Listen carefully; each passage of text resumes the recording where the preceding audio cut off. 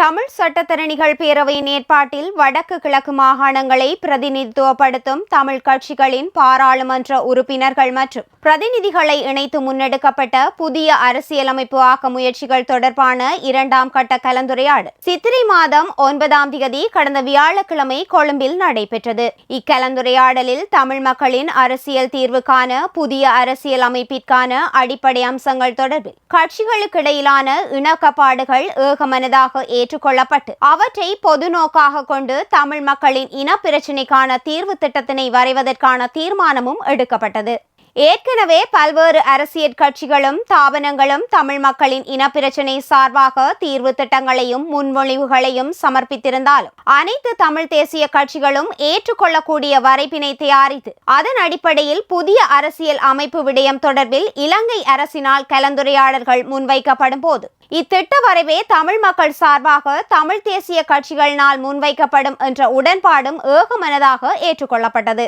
அதன் அடிப்படையில் தமிழ் தேசிய கட்சிகளின் பிரதிநிதிகளையும் நிபுணர் குழுவையும் உள்ளடக்கி இவ்வடிப்படை அம்சங்கள் கொண்ட விரிவான அரசியல் தீர்வு திட்டத்தினை வரைவதற்குரிய வரைப்பு குழு ஒன்றும் உருவாக்கப்பட்டது. இக்குழுவில் தமிழ் சட்டத்தரணிகள் பேரவை ஒருங்கிணைப்பாளர்களாக சிரேஷ்ட சட்டத்தரணிகள் ரணிதா ஞானராஜ் மற்றும் மரியதாஸ் ஜூடினேஸ் ஆகியோர் நியமிக்கப்பட்டு ஜனாதிபதி சட்டத்தரணி கலாநிதி கே கனக ஈஸ்வரன், பேராசிரியர் எம் சொர்ணராஜா, பேராசிரியர் என் செல்வகுமாரன், பேராசிரியர் வி டி தமிழ்மாறன், சிரேஷ்ட விரிவுரையாளர் என் சிவகுமார், கலாநிதி கே குருபரன் ஆகியோர் நிபுணர் குழுவில் அங்கத்தவர்களாக நியமிக்கப்பட்டதுடன் கலந்துரையாடலில் பங்கு பற்றிய தமிழ் தேசிய அரசியல் கட்சிகள் சார்பில் தலா ஒரு உறுப்பினர் வீதம் இந்நிபுணர் குழுவில் நியமிக்கப்படுவார்கள் எனவும் முடிவு செய்யப்பட்டது.